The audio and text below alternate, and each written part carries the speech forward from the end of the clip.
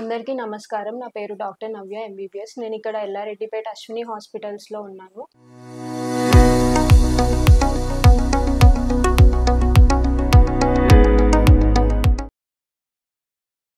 మనం ఇది రూరల్ ఏరియాస్‌లో ఉన్నాం కాబట్టి ఇక్కడ పాయిజనింగ్ కేసెస్ గానీ, పాము కాట్లు గానీ చాలా కామన్. సో, మీరు ఎక్కడికో వెళ్లి ఇబ్బంది పడాల్సిన అవసరం లేకుండా మీకు దగ్గరలోనే సౌకర్యాలతో ఇక్కడ మనకి ఎల్లారెడ్డిపేటలో అశ్విని హాస్పిటల్స్ అందుబాటులో తీసుకొచ్చింది. సో, ఇక్కడ ఏంటి అంటే 24 గంటలు క్రిటికల్ కేర్ టీమ్ ఒకటి, ట్రైన్డ్ పారామెడికల్ స్టాఫ్ కానీ, వెంటిలేటర్ సపోర్ట్ గానీ, వెల్ ఎక్విప్డ్ సిస్టమ్స్ కానీ అన్నీ అవైలబుల్‌లో ఉంటాయి. సో, ఫస్ట్ మనకి ఇది రూరల్ ఏరియాస్ కాబట్టి పాము కాట్లు అనేది చాలా కామన్. సో, పాము కాట్లు కరిచినప్పుడు చాలా మంది ఏవేవో చేసి ఇబ్బందులు పడుతూ ఉంటారు. అలా కాకుండా ఏం జాగ్రత్తలు తీసుకోవాలి, ఏం చేయకూడదు అనేది మనం ఇక్కడ మాట్లాడుకుందాం. సో, అసలు పాము కాటు అయినప్పుడు ఏమేం చేయాలి? సో, ఫస్ట్ ఏంటి అంటే పానిక్ అవ్వకుండా పేషెంట్‌ని కామ్‌గా ఉంచి ఆయనకి ఏమన్నా రింగ్స్ కానీ, టైట్ వస్త్రాలు కానీ ఏమన్నా ఉంటే తీసేయడానికి ట్రై చేయండి. తీసేసి ఎక్కడైతే కరిచిందో అది ఆల్మోస్ట్ లెవెల్ అనేది కొంచెం కిందకి పెట్టి కదలకుండా ఉండేలాగా చూసుకోవాలి. సో, ఇమ్మీడియేట్‌గా అక్కడికి వెళ్దాం, ఇక్కడికి వెళ్దాం అని చెప్పి టైం వేస్ట్ చేయొద్దు. ఎందుకు అంటే ఆ కొంచెం టైం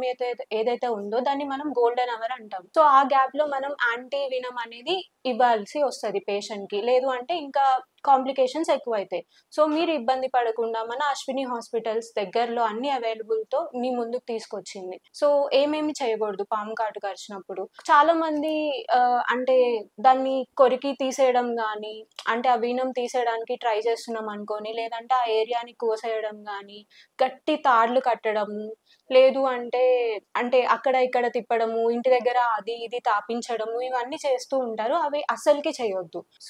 సో, మనకిక్కడ అశ్విని హాస్పిటల్‌లో 24/7 అనేది అన్నీ అవైలబుల్‌గా ఉంటాయి. Critical cases with well equipped ventilator support గానీ, పారామెడికల్ స్టాఫ్ గానీ అందరూ ట్రైన్డ్ ఉంటారు. విత్ కంటిన్యూయస్ మానిటరింగ్ అన్ని సర్వీసెస్ అవైలబుల్‌గా ఉంటాయి.